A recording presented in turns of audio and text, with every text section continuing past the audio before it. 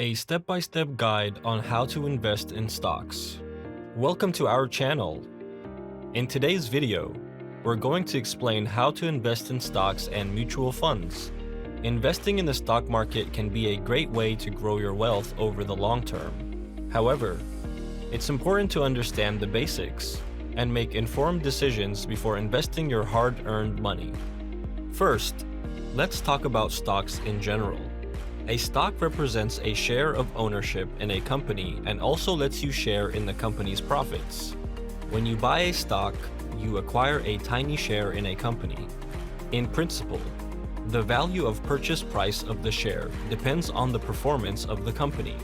However, there are other factors that cause the value of a share to rise or fall.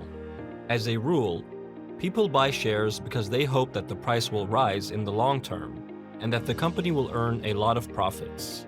There are different types of shares.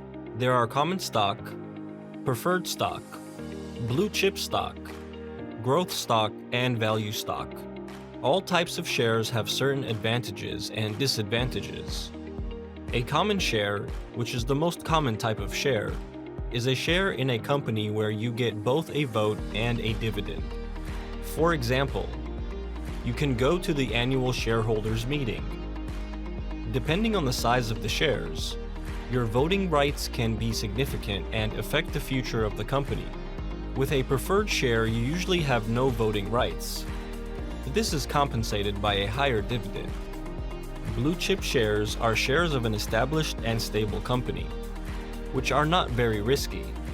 However, the dividend is often lower or the shares are expensive.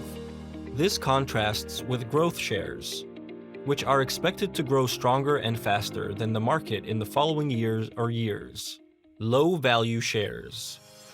These are traded at a much lower price compared to their actual intrinsic value. Here, a high profit over a long time is more likely. If you like this video, we appreciate a thumbs up and you subscribing to our channel. Another form of investment is mutual funds. Here, the money of many investors is pooled.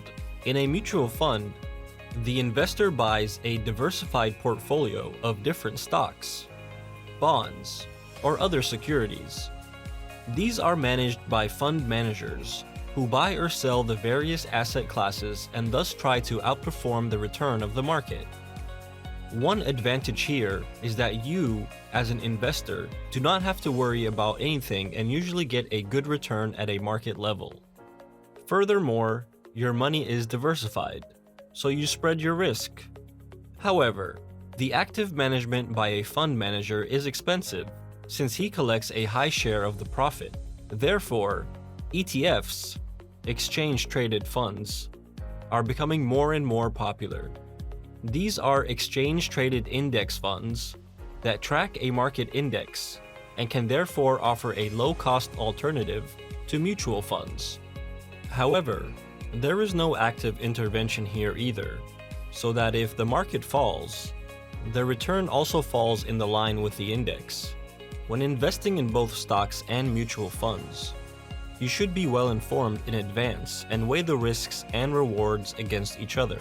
Develop a strategy in advance, in which you also make a risk assessment and thus consciously decide how much risk you want to take. This video is not investment advice, but is for educational and informational purposes.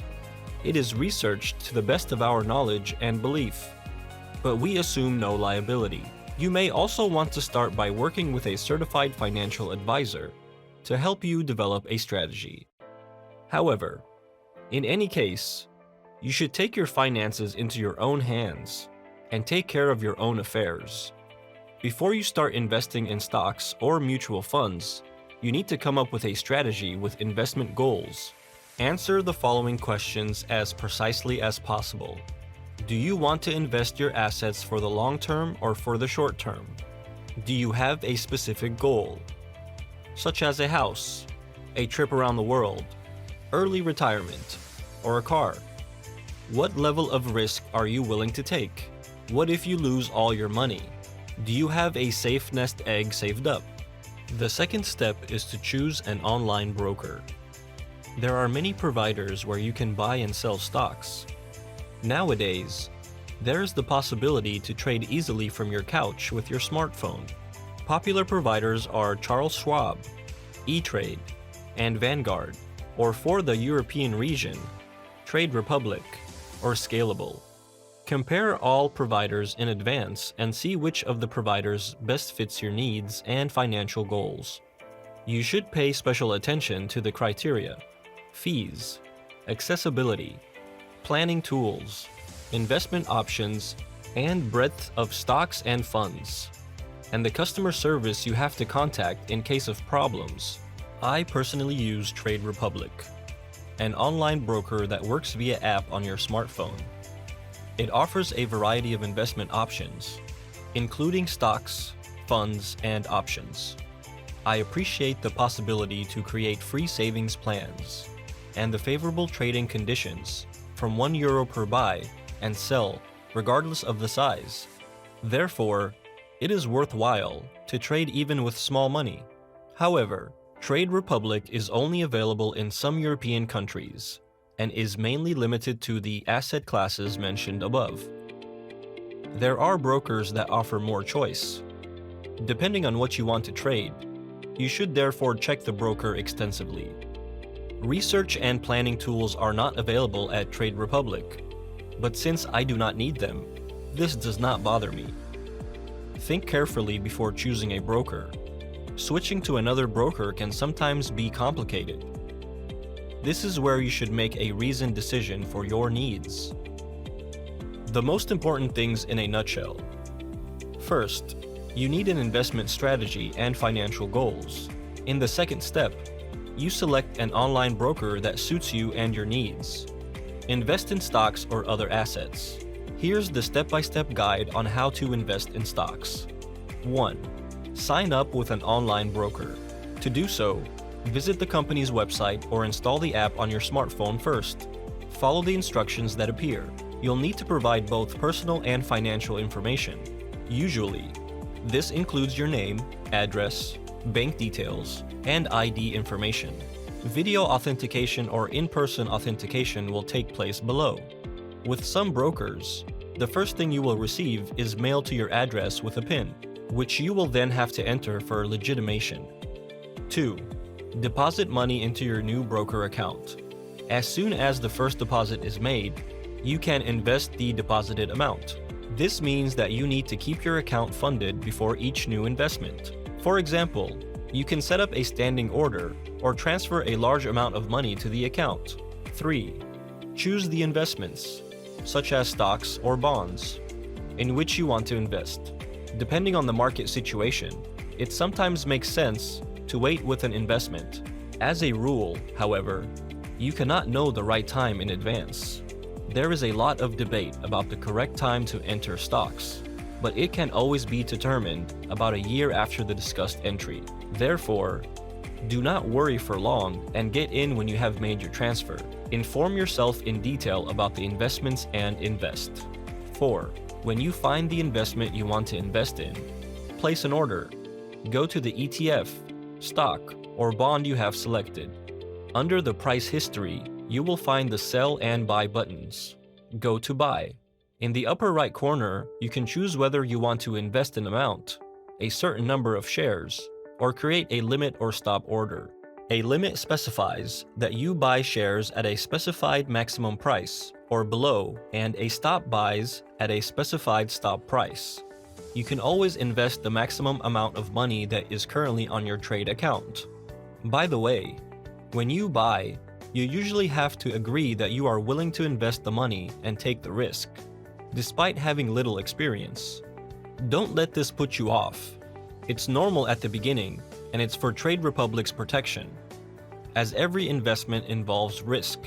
5. Monitor your investments. You can monitor the development of your portfolio on a daily, weekly, monthly, and annual basis. In the beginning, you will do this frequently. The longer you are at it, the less often you will monitor your investments, as normal fluctuation is perfectly normal. 6. In the second tab from the bottom right, you can create an ETF, crypto, or stock savings plan in the order manager. You can choose to invest weekly, twice a month, monthly, or even 3 months after choosing the investment. Choose whether you invest in the middle or at the end of the month. Trading is almost the same on all platforms. Therefore, you can apply the step-by-step instructions to almost all platforms with slight changes. Just follow the instructions on the websites. So you can usually complete the registration and the first purchase of the stock in half an hour. This is how I choose my brokers. For me, this is very important, that I can set up a free savings plan over little money, that I pay little or no fees for transactions, that I have a very large selection of ETFs and individual stocks, that it is a clearly arranged platform, that it is a well-capitalized company, that it is recognized and official, and therefore supervised by the Securities and Exchange Commission. We hope that we were able to answer your questions, and that you have now learned step by step how to buy a stock and how important the choice of your broker is for you. If you have any questions, feel free to leave us a comment. Until the next video, and don't forget to subscribe to our channel so you don't miss any new video. Thanks for watching.